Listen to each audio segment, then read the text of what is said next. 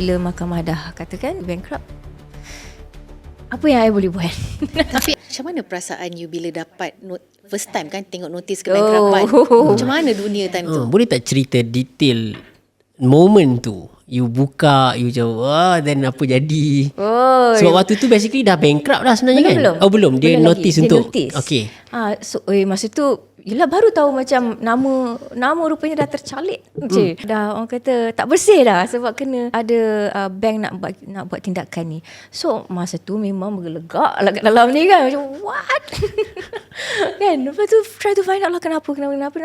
But yelah I still had to go to court lah kan, untuk ada hearing apa semua. Yeah, eventually because I was never involved dalam that business. I sekadar membantu, dari segi signing and stuff. Tak ada ambil tahu, sekadar nama sahaja. But somehow, I landed myself in that situation. So eventually bila mahkamah dah katakan that okay,